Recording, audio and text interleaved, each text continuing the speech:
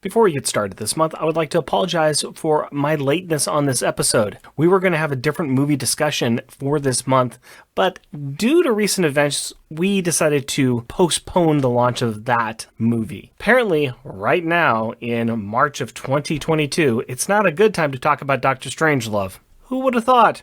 Anyway, we are going to shelve that episode for now and come back to it at some later date. But for now, we hope you enjoy Shaun of the Dead.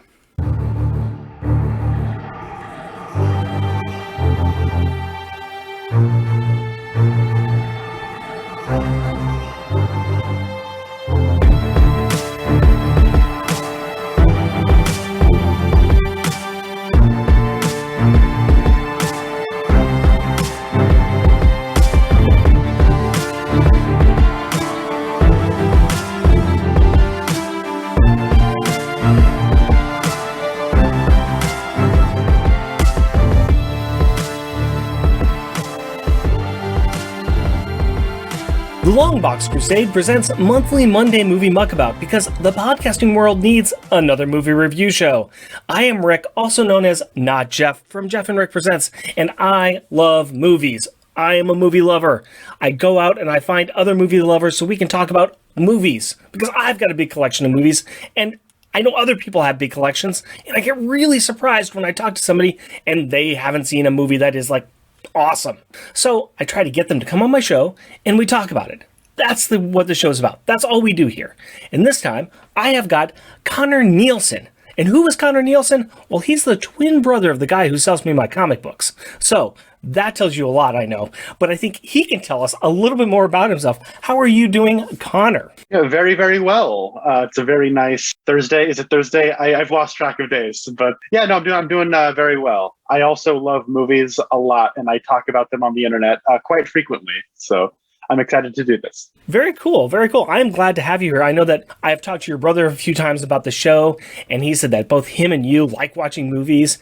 And one time I was lucky enough to run into you at the store, and we sat there talking for quite a while about movies and comics and movies. And so I am very excited to have you here. What is your background with watching movies? Like, what type of genres do you watch normally? So the first movie I can ever recall watching is the 1966 Batman film, which to this day I am an ardent defender of. If you can't enjoy that movie, then you don't know how to have fun watching a movie. I don't think. People take that stuff way too seriously. We got our Batman Begins, we got our Nolan trilogy, we got our Batman versus Superman and all of the Burton Schumacher stuff. We're allowed to have a little camp, and it's great camp. But then during elementary school, I didn't watch like Disney films. My brother and I watched through all of the Godzilla films and the James Bond films. So those are like the two franchises that we really got into. And then, of course, I was born in 95. So throughout my childhood was the golden age of Pixar. So whenever I went to the theater, it was usually just to watch a Pixar film. And then I remember in middle school, a lot of people were familiar with films that I just hadn't seen, but I'd heard of. I remember for whatever reason, it was three films that I just heard people talk about regularly. And one of them makes sense. It was Ghostbusters. I hadn't seen Ghostbusters. And I actually hadn't seen Ghostbusters until 2016 because my dad hates Ghostbusters for some reason. And so what? I know. It's like he was born in 66. I don't know. Maybe it was just a little past his interest or something. I don't know. But the other two were, for whatever reason, I thought, everyone talks about Tommy Boy. Tommy Boy must be this great classic comedy. And that's actually how me getting into movies started. Was I rented Tommy Boy and watched it with my mom. Now, I love me some Tommy Boy, don't get me wrong, but it is more of like a niche 90s thing. And then the other one was Wayne's World, which I do contend is maybe the funniest film that's ever been made. And from there, I kind of got more into watching like Siskel and Ebert uploads on YouTube. And kind of educating myself on what was really going on. And in high school, I was kind of insufferable. I did some like education on what were supposed to be the big movies you needed to watch, but I didn't actually watch any of them. I was aware of what was coming out and what you had to like, but I didn't actually watch any of that. But then I remember in 2010, I saw Inception, and that like made me want to be a filmmaker. I guess I should also jump back a little bit as well and say that growing up, I was also like gigantic into Star Wars. But I think that kind of goes without saying. If you're a kind of a nerd and you're like, a boy growing up, you usually like Star Wars. And so, I was growing up, and throughout my less than 10-year-old childhood, I was really into the prequels. I've never liked Attack of the Clones, but I was really into the prequels aside from Attack of the Clones as a kid. And so when it did come to like Star Wars was like that franchise that like even before Godzilla, even before James Bond, I liked Star Wars. And then Inception was like that movie that made me like, oh, I want to make movies. Like, this is what I want to do. This is like blowing my mind. I had that the experience that a lot of people like just like 5, maybe 10 years older than me had with like The Matrix with Inception. Yep. And so over the years, I have I kind of gone through different like avenues. Like during like high school, I was really into Christopher Nolan. I think a lot of people like my age with my background were. As I got into like, you know, college, I watched some Richard Linklater movies. I really like his work. Like Boyhood was, I know there's a bit of a meme with Boyhood of, oh, it's only good because it took 12 years to make. But like that was, there's something you can't take away from yourself and be objective about. It's like, I'm the same age as that kid. And that movie like kind of taught me empathy and like, oh, there are different people who are like you, but they're not. And so that was like, from there I watched, you know, his like Before Sunrise, Before Sunset and Dazed and Confused and all those great films. And then I got into like David Lynch because I really like dreams. And so like I watched Twin Peaks and that was one of those like, whoa, this is like legit. And then I also should say I'm a big fan of like Alfred Hitchcock. So when it comes to like what I like, specific genres I'm into, I really like science fiction. I don't know. I try to be open to everything, but I found that I really like teen melodramas when they're done really well. Studio Ghibli, like Whisper of the Heart, Ocean Waves. Yes. I mean, their best film is Princess Mononoke, but Whisper of the Heart and Ocean Waves are not far behind that. All right. I love those. I usually like it when a filmmaker will come on in and like do something crazy with a genre that you're not really expecting. I don't know if you've seen, like, it's really old. It's called Sunrise. It's a film from the late 20s by F.W. Murnau, who made like Nosferatu and stuff. Oh, yeah. I think I may not have seen it, but I am familiar about it. Yes. It's just a romance film, but it's done with a German expressionist style that is so, it changes that whole film. I fell in love with that movie immediately because you're watching it and you think you're watching one thing and then it just becomes something else entirely. And I feel like it's like a Rosetta Stone. Like Universal monster movies weren't being made yet, but there's like the cinematic language that would go on to influence it. And before Hitchcock was really making movies, and it was before film noir, and it's before like screwball comedy, and it's before like Ginger Rogers and Fred Astaire dancing musicals, and like all of that stuff's just in there. And it doesn't even like try to follow convention. It just is doing its own thing. And you're like, if I could make anything a third as this good, I will die a proud man. Like this is cool. And so I like, you know, seeing Edgar Wright do his spin on, I'm excited for like Last Night in Soho. What's his horror movie going to look like? What's his like Baby Driver? Like that's like a genre of guy with car drives and he's involved. He's trying to get out with like the mob and he meets a girl. Like that's like Nicholas Winding Refn's Drive and Baby Driver, and I think Wild at Heart, the David Lynch movie, is a little bit like that too. And it's like it's that traditional kind of formula that a filmmaker comes in and puts their fresh set of hands on, and just kind of makes you think about it in a different way. And also, lastly, I love heist films. I really, really like heist movies. I ask a nice, simple question. I get this barrage of an answer, which is great. This has been great. One of my biggest problems I have is, especially with somebody who I don't know that well, I get a list of the movies from them and I try to pick out, okay, what's going to be a great movie to talk about? And then I pick one. I'm like, oh, okay, I hope this is going to be good. And then I find out about the person and I almost wanted to jump away and say, okay, I've changed my mind on the movie I'm going to get you. But listening to you talk, I think I made a wise choice. And I think we're going to just dive into it right now. Are you ready for me to tell you what movie I want you to watch? Yes, I am ready. All right, excellent. You've already mentioned this director, so I don't think it's going to be too much of a surprise, but I'd like you to go back to 2004 and watch Shaun of the Dead, the horror comedy directed by Edgar Wright. So you're like jumping up in the air and screaming and everything, and that's great. Yes, I have been meaning to get around to Shaun of the Dead for some time. It's one of those things where if I'm hanging out with my mom every so often and I'll say, hey, Mom, what's up? And we talk movies, she'll say, you've seen Shaun of the Dead, right? And I say, no. And she goes, what? And then anytime I see her afterwards, she forgets that I haven't seen Shaun of the Dead. Now, this is one of those things where I've really been meaning to watch this, and I'm really happy it picked it. Well, excellent. And this, of course, it has Simon Pegg, Nick Frost, Kate Ashfield, Lucy Davis, and a whole bunch of other people. You say that your mom likes this movie, but what do you know about it? So I am familiar that it's a zombie movie. I'm familiar that it is doing the thing that Edgar Wright likes to do, where it is simultaneously a parody of horror zombie movies, but also a really good zombie horror movie. And it does have heart, and it does have, a lot of emotions that it brings out of the audience, but it's also extremely funny. I know that Edgar Wright, he knows how to pick at conventions and tropes, but he also does love those conventions and tropes as well. So there's like an affection. That's what I understand about it. Your mom's been bugging you about this for so long, and it sounds like I should get her on the show as well. Why haven't you watched it? Why have you broken your poor mother's heart and not seen this film? A lot of it comes down to, I hadn't seen Dawn of the Dead until embarrassingly recently. I guess I shouldn't say that. The person who owns the distribution for that movie is a jerk and is making it so hard to get your hands on it. And so I finally did get to watch Dawn of the Dead, and that movie is like a 10 out of 10 perfect film. And I'm glad I finally got to watch it before I watched a movie called Shaun of the Dead. And so I haven't watched Hot Fuzz. I haven't watched The World's End, because I understand that there's sort of like a thematic kind of trilogy.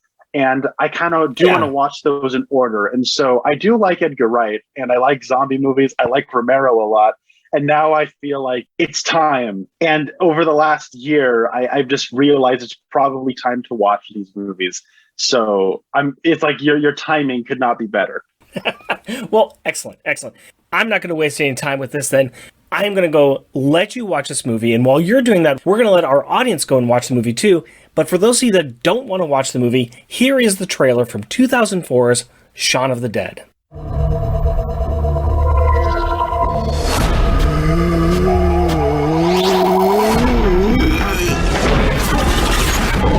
Do you ever think that modern life is not for you? Do you do the same dead-end job every day? Is your love life dying on its feet? You're a wonderful mum. Oh, have you ever felt that you're turning into the end of the world? A zombie? Maybe you're not alone. She said. Although no one official is prepared to comment, religious groups are calling it Judgment Day.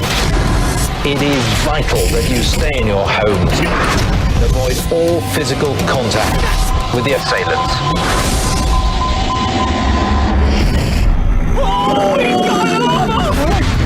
So, what's the plan? Bash him in the head. That seems to work out. Why have we got to go Lizzie? Because I love her. All right, okay. Do something! Right there. Hold it there. I'm coming!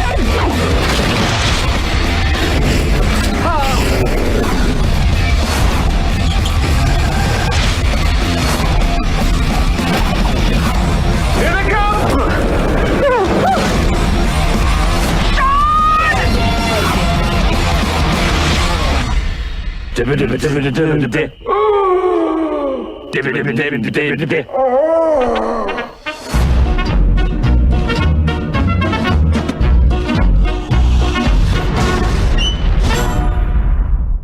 And we are back. Now, I'm going to give a real quick synopsis of this silly little film called Shaun of the Dead, and then we'll get into talking about it. Shaun is around 30 years old. He's got this really easy, dull life that consists of a job and an electronics store where he's just disrespected. He's also got a childlike, messy best friend and roommate named Ed, and he goes to constant trips to his favorite bar. That's his life.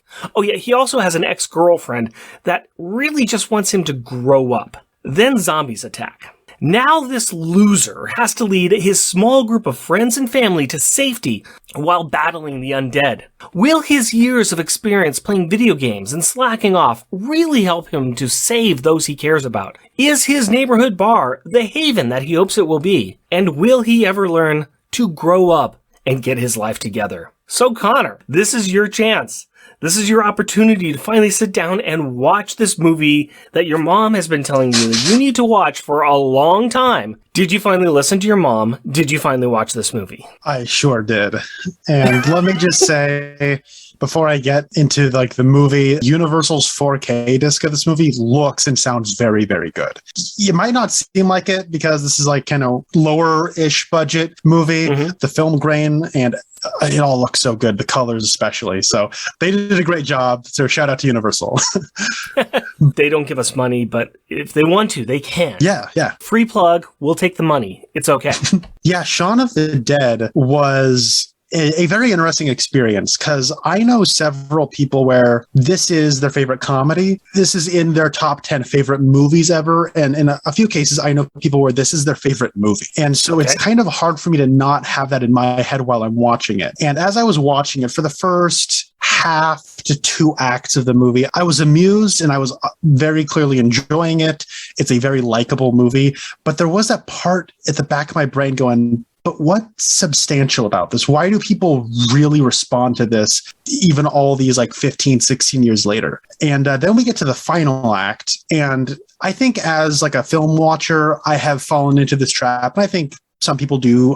I think this is kind of an unconscious thing, but I think about 15, 20 minutes into a movie, I feel like I can understand the movie's trajectory. I feel like by that point, a movie has revealed enough of itself to you as an audience member that you feel comfortable knowing where it's going to go. And Shaun of the Dead really kind of, it's thoughtful and it has a very close attention to detail all the way through. But what it's ultimately saying, it really holds off until its final act. And that final 30 or so minutes is perfect.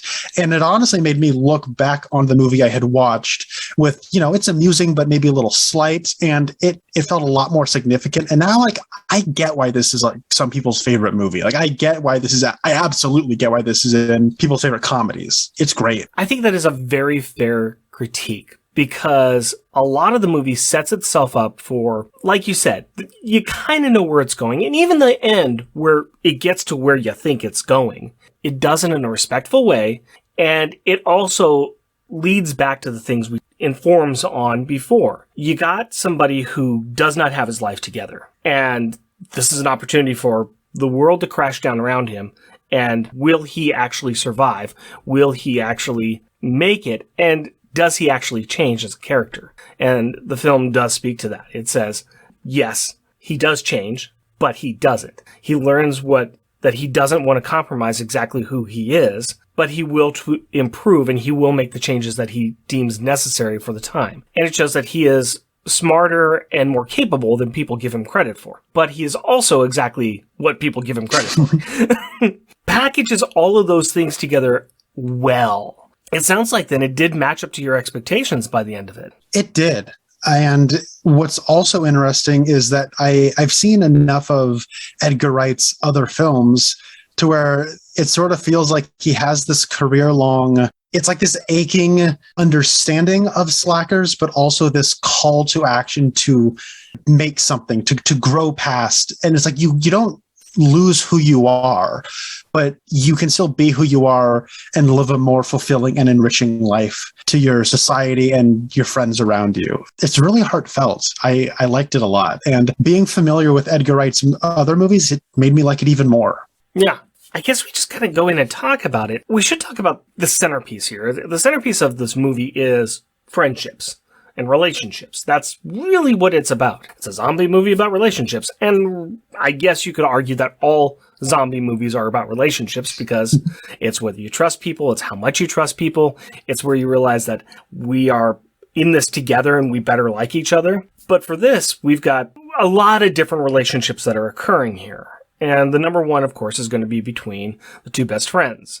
We got Sean and Ed. You love Edgar Wright's films. We've seen Simon Pegg and Nick Frost in a lot of movies together. They've got a great relationship. They've got great chemistry together. And what do you think about how they work together and how they fit into this film? They're amazing. I just want to throw that out there first and foremost. They're amazing. And since the last year or so, I've been kind of delving back into classic comedies. I've watched a little bit of Marx Brothers. I've even watched some like old duos like Ginger Rogers and Fred Astaire musicals, like kind of, and they have that sort of chemistry where they each play into a type, and their friendship is also of a type. But in this movie, and I don't know if I've actually seen a lot of their collaborations. I just know of them as a duo. But the way they sort of roll with that dynamic, it's cool because it's not just a couple of friends you can relate to. I mean, I can relate to them, but there's something deeper to it where, you know, they are characters beneath that familiar dynamic. And when it comes to Sean, I buy why he is not moving forward with his life, because Ed is funny. When you put, you know, the opening scene, you just kind of surround Ed, this dynamic, you put Liz there, then all of a sudden Ed's a little less funny. Ed's a little less, you know, his irreverence, I don't know, like the dynamic, it puts him under a magnifying glass. Or you put Peter Serafinowicz there, and all of a sudden he's a little bit more annoying. And you feel that sort of cringe, awkward feeling that Sean does. And I don't know, like the way it utilizes that dynamic that like I can see through the classic Simon Pegg, Nick Frost collaboration. I can still, through that, see their characters as well. I think you've said it. We do have friends like that. We've both been through that time in our lives where we have surrounded ourselves with people. We may have a roommate or a friend like that. We got that one person that we find to be funny. We find to be hilarious. You see that dynamic, and we're the judging people that are judging this relationship. But he is happy with this relationship. Is his life falling down because of it? Is it our place to say anything different? No. But it's asking those questions. That's the big dynamic of the film is, Sean, your life is horrible. You've got to get your life in order. Number one thing, cut Ed loose. But you can't, because he's your best friend. I like how the movie uses zombies to put that dynamic to the test. And I like where it ultimately arrives. Change, even though it might seem like a slight consequence or a slight inconvenience, I should say, it does, in a way, feel like the end of the world. And because, you know, this is using a friendship to really communicate this idea, but this movie it's about being complacent and allowing yourself to just sort of, well, become a zombie in your day-to-day life. And it's taking the Dawn of the Dead societal critique and just sort of applying it to a friendship. And what I like the most is where this movie leaves off with that, which is you can still have that, but it's in his barn, right? Like, I was talking about this with my brother who sells me comic books, and I want to cite him because I could not agree more with this, is he said that the idea that there is a day after the apocalypse, it's a small touch, but it's kind of profound, and it's great. Looking at the pedigree of where this film comes from, because this film leans heavily on every single zombie movie that's been made before it, and it informs many of the zombie movies made after it. It does provide something that a lot of them don't. It provides that day after. I can see exactly what your brother's talking about. We don't get that with a lot of the classic zombie films. In fact, it's better with those films because it leaves off with, we don't know what happens to these people. They've gone into the forest. We hear noises. They're dead. It's Dawn of the Dead followed by Day of the Dead. The other movies will speak to it, but then the movies stop, and then you have Night of the Living Dead, and you have all these things that they end at that certain spot, and we don't know what's going to go on next because we want that mystery. In this, no, we need to make sure that the relationships have successfully survived this apocalypse. The ones that matter, and the ones that were not good or were caustic have fallen apart or have been destroyed. In some circumstances. We also learn some things as well throughout the relationships. Let's talk briefly, if you don't mind, about the other kind of part of the triangle of this relationship mess sandwich that we've got going on here, and that's with Liz and Sean, because Sean is trying to have an adult relationship with a woman, and she has had enough of him. And so we start off with him failing and losing the relationship and then having to win it back with the apocalypse. What do you think about that relationship and what it says about relationships as a whole as you're going from the immature relationship of a young 20-year-old male into an adult relationship with a woman? I liked it a lot. And what I liked so much about it is that Liz isn't the most mature person either. Like, she lives with flatmates as well. And I think like what's a lovely little touch of adolescence that these people still hold on to is at the end when she says, well, no one wants to, like, it's either her or Sean, but one of them says no one wants to die single. And they both kind of go, yeah, let's okay, we're together, even though we think we're going to die in 4 seconds. That's kind of adolescent, but it's a real feeling. And she still has that. And, she is still willing, even though Sean has done nothing but let her down time and time again. When he says he's got a plan, she still puts her trust in him. Maybe that's a little juvenile, but like, she's not the most mature person ever. Breaking up with Sean is hard for her to do. The movie doesn't make her look bad either, though. It does. I mean, but I like that it shows her as a full person who is sweet and nice. And maybe that's her fatal flaw, is that she's been too sweet and too nice over the time. But even though they get together at the end and they both kind of mature in their own ways, she is still a sweet and nice person who now has a little bit more backbone, I think. And, what Sean brings something out in her and she brings out something in Sean. And it could have been so easy to make her either the harpy or to be her, the adult who is only like, I don't know. It has a believable nuance that is present here that they could have easily not had. Recently, I started to rewatch Buffy the Vampire Slayer, and I'm watching it with a lot of critiques that I found online. And I'm kind of tracking something very interesting about what is maturity and what is adolescence, and maturity and growing up is stopping to thinking just about yourself and to think more about others as well and being more emotionally open to other people. And I think that's one of the reasons why we do see Sean grow a little bit. You could say that he's incredibly selfish at the beginning of the film because he just likes doing his own thing, and he only thinks really about himself. By the end of the film, he is the reason why he's the leader and why he's so successful is he is the most unselfish person there. He is thinking about everybody. Yes, his plan's not great because his plan is we are going to the Winchester. He is a slave to his own passions about what he loves and what he knows, and he doesn't know anything else, so he has to rely on that. But he is trying to make sure that they're all safe. He is trying to protect them, and he is trying to emotionally connect with them all at the same time as well. So he's less selfish by the end. You've got David, who loves Liz, and that's his only emotion. I love Liz, but I'm also using Diane. He's incredibly selfish. And Diane's selfish because she just loves David. What he thinks is a selfish person with his stepdad, Philip, well, then he finds out that Philip is also emotionally mature because Philip actually cares about him. Oh, he learns from that. His mom cares about him and his friends, and she cares about Liz. He sees these people who care about other people, and people follow him because he cares about them. So I think that there's also a bit of that as well, is you have somebody who is developing a more emotionally stable persona by growing up throughout this, by recognizing how he can improve with Liz and how he can develop and have a good relationship with Ed, along with everybody else. That is a very good point. And wow. No, that's great. Trust me, I just came up with that. I'm not going to write a thesis on it or anything.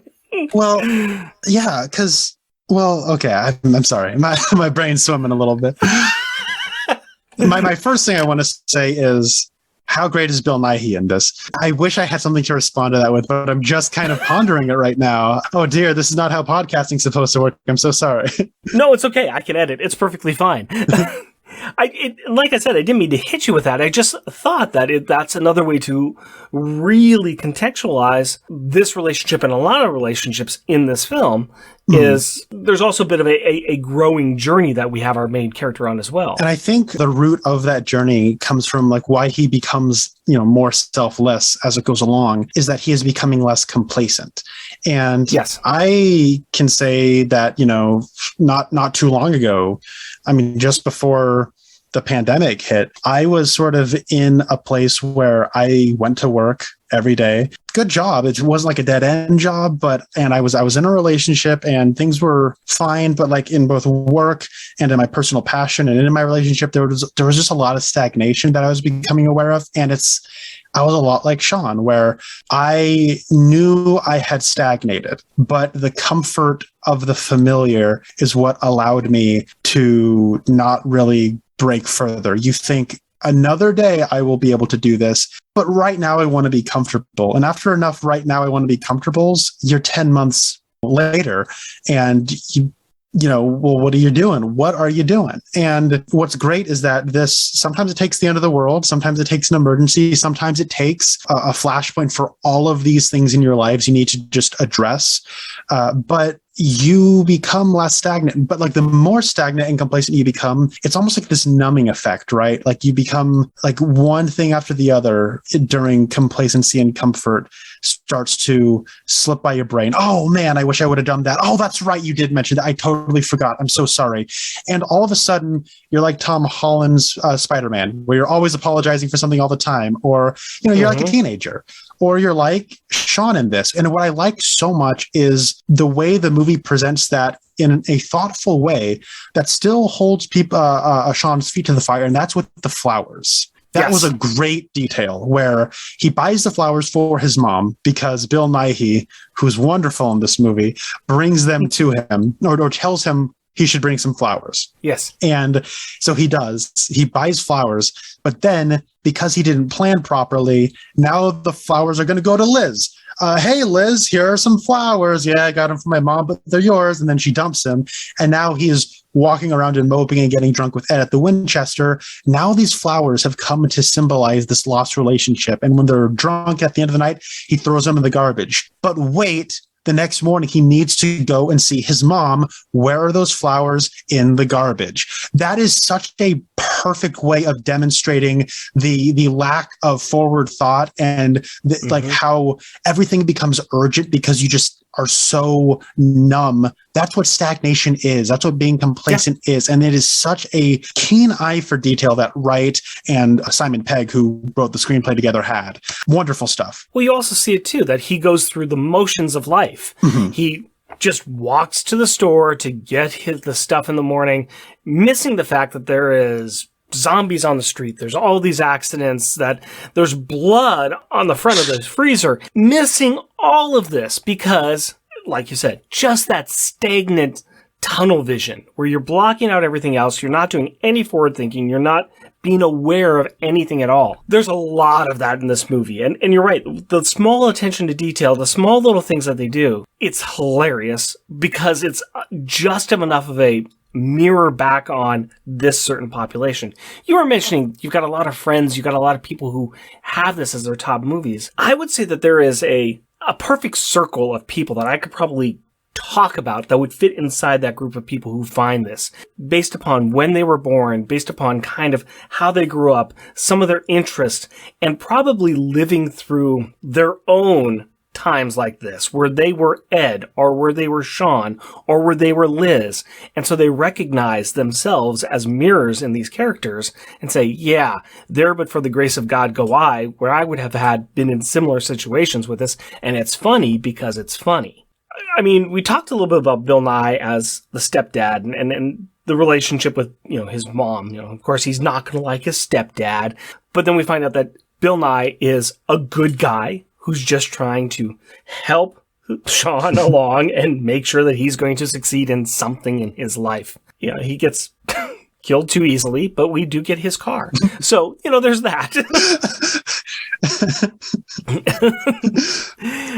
But okay, it was one of my favorite parts is where Bill Nighy has that. I've always wanted the best for you, Sean. Like the music kicks in on a dime, and Sean is all of a sudden regretful. That makes me laugh. I thought it was a wonderful little touch. Sean is put in a position where early on, we find out that he's got a plan. He develops this plan after multiple iterations of saying, this is what we're going to do, and, end up at the bar drinking a pint. But this is the plan, and we have to follow the plan if we're going to succeed. And that includes killing Philip. And so that regret comes in there, and that regret comes in a few other places where, okay, we lose Philip, and then, we make it to the bar, and everything's safe, and then we lose Mom. Mom gets bitten, and, I have to shoot, Mom's going to get shot. And he's the one who ends up shooting his mom. We lose David, and we lose Diane, and then, of course, Ed at the end, but we're not going to lose Ed.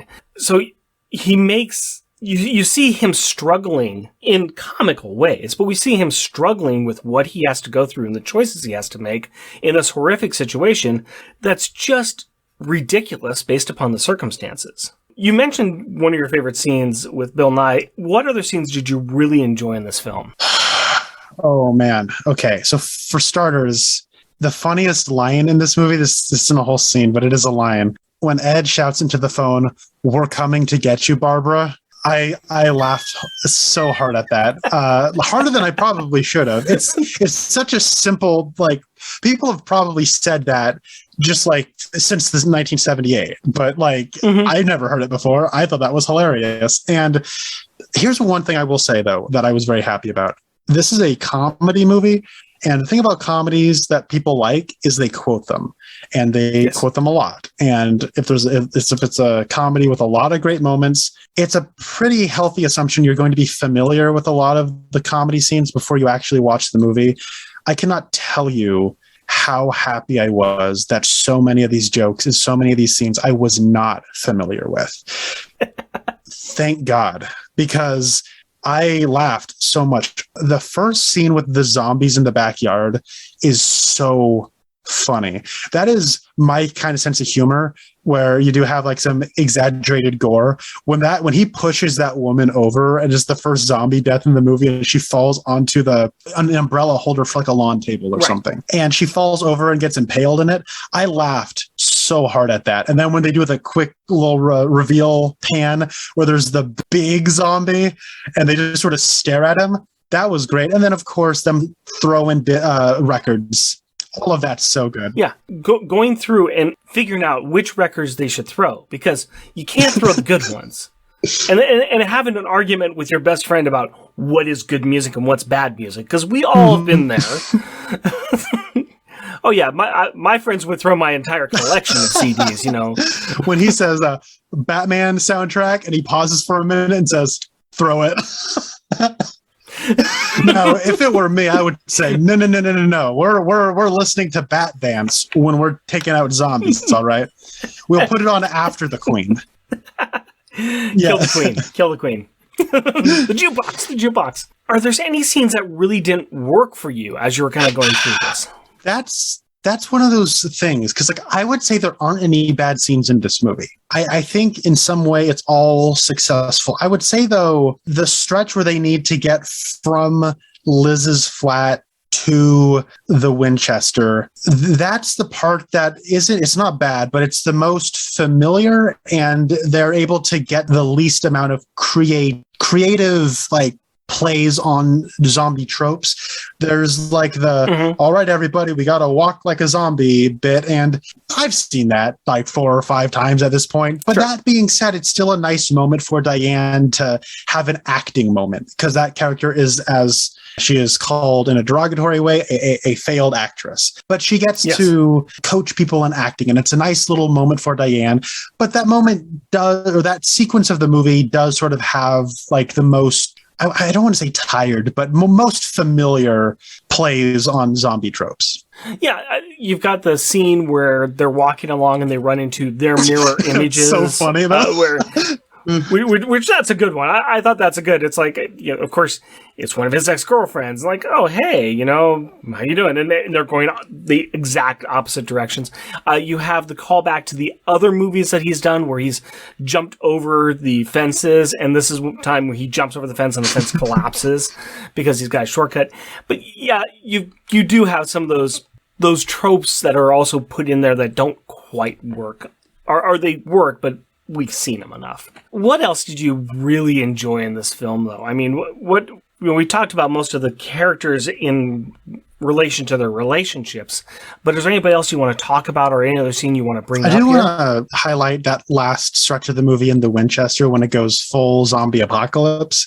So first of all, Don't Stop Me Now. It might not be my favorite Queen song, but it is my favorite hit song that Queen has ever done.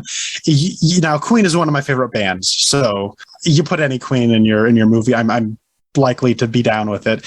Maybe the best use of Don't Stop Me Now ever, because it rocks. Can we just appreciate that there is a number of movies where you drop a Queen song in there that hasn't been in rotation for years, and all of a sudden it's at the top of the charts because it fits so perfectly into what the scene is selling. I'm thinking Wayne's World and Bohemian Rhapsody. I'm thinking this. You see it a lot. You could even say Revenge of the Nerds, with We Are the Champions.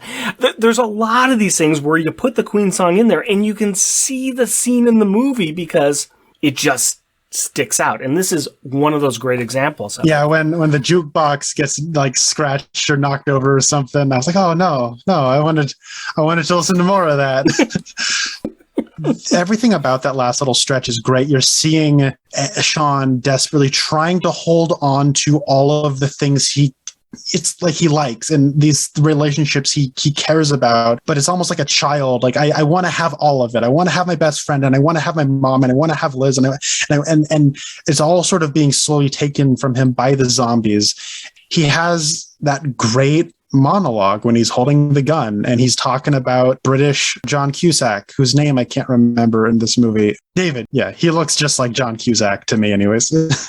Yep. Okay. Yep. That big monologue he has where, he's just talking about how David's always had it for Liz and how he feels like everybody wants him to fail. And it's so good. And it sums up that character in the movie in a way that when you go for a moment like that, you always risk just explaining the movie to your audience. And this does that in a way where it feels like the character is making these realizations and is confronting these things in his life finally. And being able to verbalize it makes him understand it now that he's hearing it out loud. And I thought all of that stuff was wonderful. I liked what you're saying about him trying to hold on to all the things in his life as this disaster is occurring. And it made me think of somebody who is running out of the house, holding on to all of their personal possessions, and they keep falling out of their hands. Their house is burning down. They have to choose what the most important thing is. You can't save it all. You're not going to be able to save it all. You have to figure out what is the most important thing and what you can let go of at the end of the day and what sacrifices you can make. So I do agree with that. And I think that it goes with that other idea that we're saying is that this is a movie about maturing and about how those relationships have to mature. He has to mature. He has to make those tough decisions. He can't just hope everything turns out for the best because you're going to lose it all then. I had mentioned earlier that this is absolutely looking at Romero and it takes the societal critique of something like Dawn of the Dead and applies it to individualizes it, right? It kind of makes it smaller. That being said, the very end of this movie does have probably the most biting societal critique I've seen in a zombie movie since Dawn of the Dead. I mean, it's amazing. I think now I was born in 1995. So like this was coming out during my childhood, and this movie comes out in a very small but significant point in time. And that is the internet existed. Like YouTube was not the most popular website ever. And I don't even think it really existed yet, but I don't know if like someone like my little brother will even be aware of how important and influential reality television was from 2000 to 2007. Reality television kind of owned television, and I don't like now it's just called YouTube. Now it's just Twitch. Now it's just what we're doing, podcasting. Reality television, like American Idol, I don't think like people like even 5 years younger than me are going to be aware of how big of a deal that was. When you levy critiques and stuff at something like reality television, because stuff like YouTube and Twitch and social media personalities and whatnot, it's just a purer form of reality television. It's levying a critique at reality television is effectively levying a critique at what I've just been talking about. Like at the end, when they've just taken up all the zombies and are now basically putting them in the place of the reality TV show contestants and all that stuff, or isn't there like a part where the military are shooting, like using them for the gunning practice? Yeah. All of that. Yeah. It is a gag in this movie, but it is primed with so much societal critique. I would say Romero would be proud. I've seen some of Romero's later zombie movies. They are not half as sharp as that one joke in this movie is. It is. I want to give a huge round of applause to Edgar Wright for that. The other part of it is then you have zombie rights. And then you have the second joke after it, which is the inevitable conclusion to that. But yeah, you're right, because there was that specific moment, and we're talking post 9/11. We are dealing with this catastrophic event that changed the world and changed how we view people and how we interact with people. And we're talking about that. We're talking about reality television. You were born in 95. 95 is my first year I went to college. So, I'm sorry. Yeah. So for me, I remember dial-up. You're talking about no YouTube. I'm talking about it taking literally an hour for a comedy picture to download on my computer with low internet dial-up speed as we're waiting for the joke picture to slowly download. So yeah, there was a specific moment here where you didn't have anything else besides what you were seeing on TV. And what you're seeing on TV was that reality television.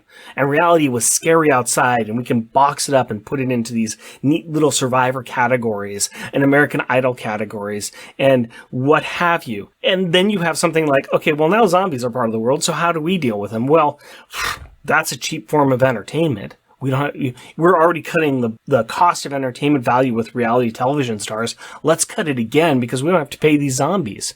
And everybody can laugh at them, and it's okay because they're not real people. And the way humanity sort of adapts, the way like one day's tragedy just becomes entertainment or memes in 2022, like that's the way people compartmentalize or like process that becomes a joke when it was so real the day before.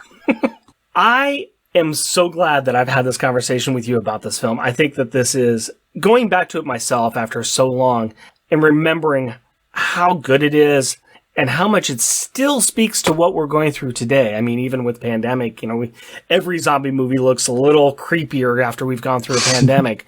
But I'm so glad that I've had an opportunity to talk to you about this because it is a good film. And it's a lot of fun, and it's funny. It's a black satire. It utilizes the horror comedy element, which the two things go together. You want to laugh. You want to laugh to scare away the dark, but you want to be scared so you got something you can laugh at. It's a very hard tightrope to walk, and there are only a few movies that do it well. But this is one of them. I have to ask the question, how many full bags of popcorn would you give this film? 1 to 5, no halvesies. I cannot go the full 5. I know I've basically done nothing but praise this movie for like an hour. I get that, but a 5, I don't know, on a personal level, that is like, when I watched Sunrise for the first time, where it was like a profound experience. This isn't like my favorite comedy ever. This isn't What About Bob or Wayne's World, just something like that.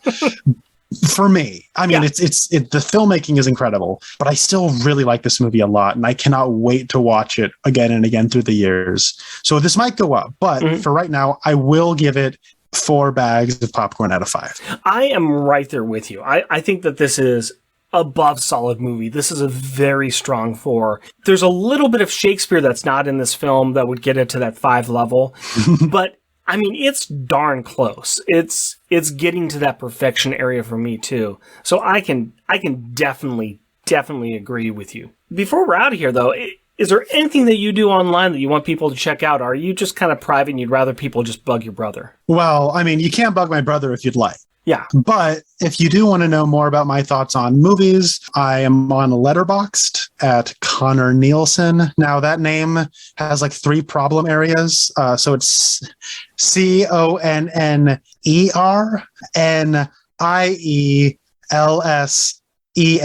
So you can pretty much find me anywhere there, but I'm pretty much only active on Letterboxd. I might be doing stuff on Twitch, but I've not committed to that. So for right now, you need to get out of that zombie, area, and you need to break free and do that thing to get out of that rut in your life and do something else. That's true. That is absolutely true. But for right now, that rut is called Letterboxd. Well, I would love to have you back on to do some more movies, and we will definitely get you back on at some point in time because I have enjoyed this immensely. I have too. I would love to come back. I just watched American Graffiti for the first time. Holy cow, that movie rules.